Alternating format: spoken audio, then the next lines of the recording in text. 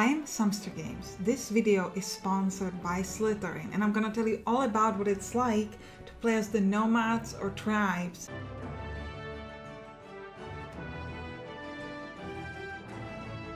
So what are some tribal nations that you can play? For example, here we have Kel Agara Tuarges or Kelgras Tuarges and etc., where you can play as, for example, Muslims. Then you have these East African nations where they play as Simeon if you want to play as like Jewish, or Beja if you want to play as Muslim, or Banu Khans, for example.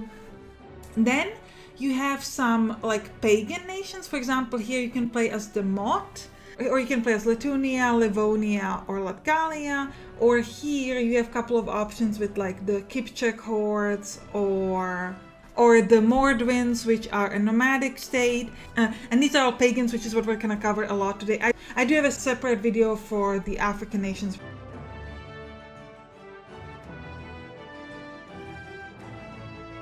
So first, let us cover building. If you're playing as some of the tribal nations, one of the main differences when it comes to buildings is that you do not have the standard tier 2 buildings. So if you look, for example, here, normally you would have a trader's bureau, which would unlock for you, for example, later on a trader's district. But as you can see here, there's no such thing in if you're playing as one of the tribal nations. There are some exceptions in, for example, religion, like you might be able to get a temple. Like if you look at it over here, you might be able to get to it from like getting a worship place, then sacred altar, and then like temple, but you won't get the standard tier 2 buildings that you would normally get. Like if you have at least 3 tier 1 buildings, then you can build tier 2 buildings, and then you have some kind of a milestone building that allows you to unlock further tier 2 buildings, which is the trader's district, for example. When it comes to commerce, you won't have those options here. You can also get things like regional roads. So there are some things you can get, but in general there is a lot less building than in the standard. Also, some of the buildings are different. So now there are also some advantages when it comes to buildings. Now in generally one of the updates or DLCs has unlocked more rituals for all nations, but the tribal nations especially have a lot of different rituals. And the main benefit here is, first of all, you can do this ritual, so it can give you some kind of a legacy points and some other stuff. But mainly, because it's a 0-slot building, it allows you to relatively freely, only with the cost of a little bit of money and some infrastructure, reset these options. Because normally, if you want something, you want to use an edict to pay authority. But as you're going to see in a minute, authority is a really, really big deal with tribal nations. It's really hard to get. So these rituals are a way to, like, if you're not necessarily in a hurry to build something, you can do a ritual instead of a building, you get reset options, and then try to pick whatever you need. You also have some buildings that you might not be able to get otherwise. For example, Warrior Contest, War Preparation is not available for everybody. Warrior Contest gives you authority and etc. So if you're looking for some of the more detailed descriptions of the different buildings, then just check out my African Nations tutorial.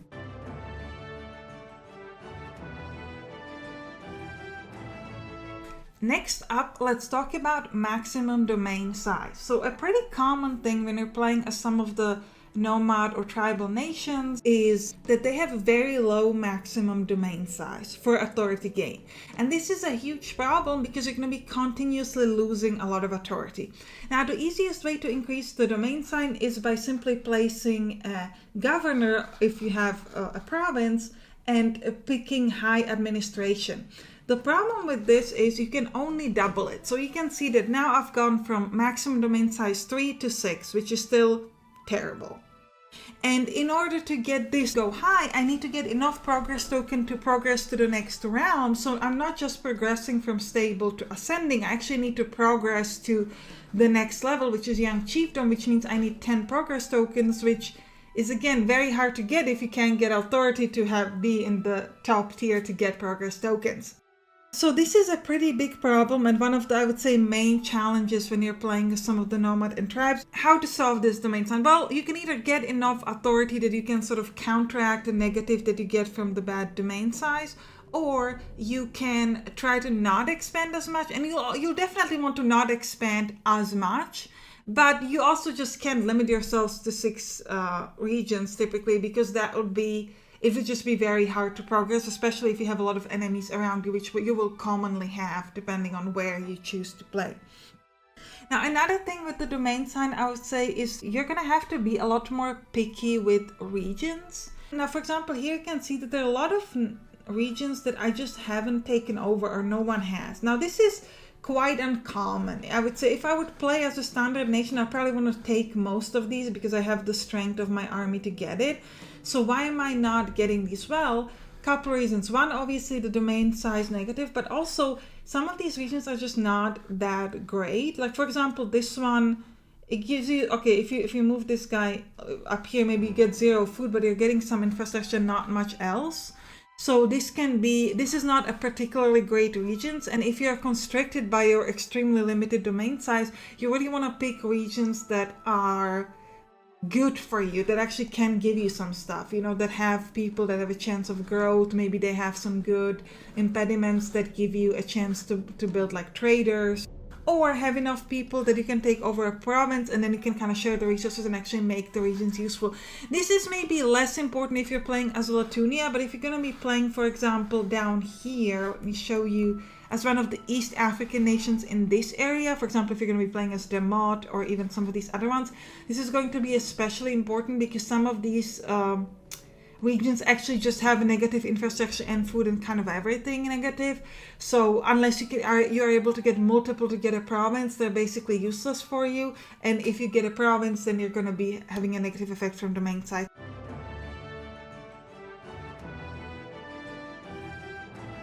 So how can I get the authority? How can I counteract the negative domain size? First of all, buildings. Well, the problem is, if you look at this, they're just not, you can, by the way, you can search here with a keyword for a building. So if you are trying to look for buildings with the authority, you can just type it here and find it. The problem, as you can see, is there are very few buildings that give me authority if you're playing as one of these nations. And a lot of them are just not buildable. So for example, the Winter Palace, the Summer Palace, the Tribal Councils, these are like national wonders and you can't just like build them randomly. So those are out of the option. So basically what you've got is a chief house. This does not give you authority every turn, but it gives you bonus authority event, which is pretty good. I've gone to a point in my game where I can basically count on having 1 authority per turn through events because I just have enough of these buildings that it activates enough. But it's a percentage chance, there's no certainty there.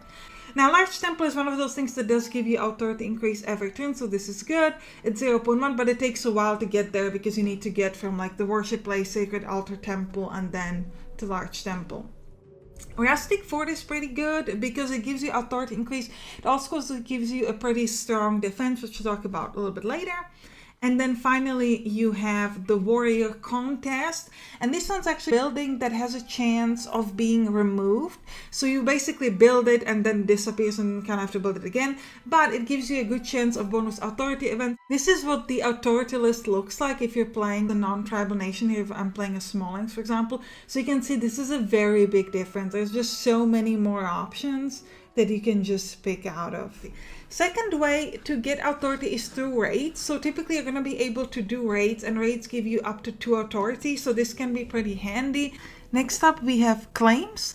So you can gain 3 authorities if you gain in a region that you have a claim on, but if you lose that region, you lose 5. So it's kind of an unequal deal. So you want to make sure ideally that if you get a claim, you can sort of keep that region protected.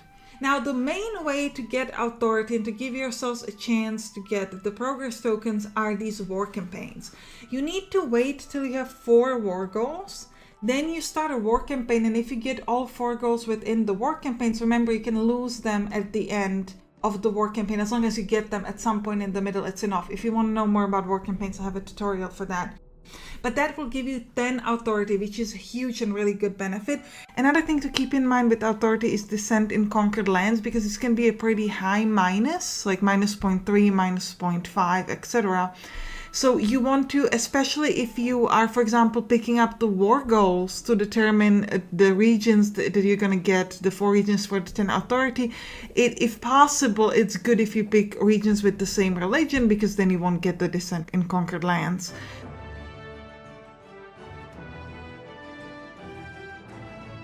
Next up, let's talk about religion, and here I'm going to focus on if you're playing as one of the nomad tribal pagan nations or Jewish nations, basically one that's not Christian or Muslim. So if you are a pagan, You cannot do crusades or jihad. Crusade or jihad allows you to pick a nation as a target, and then many different nations will attack them. And the benefit here is that it's not just your allies that attack them, but other nations that are Christians, for example, can join the crusade. So you can really hurt somebody. This can be very useful.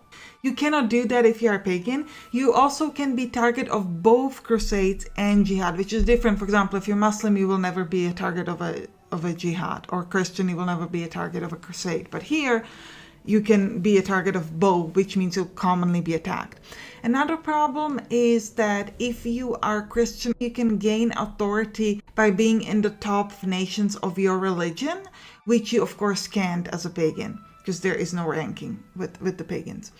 Next up is relationships. Because you are of a different religion than most other nations who are either Muslim or Christians, you will get a negative effect to your relationships. And also if there is an ongoing crusade or a jihad, that will give additional negative effect.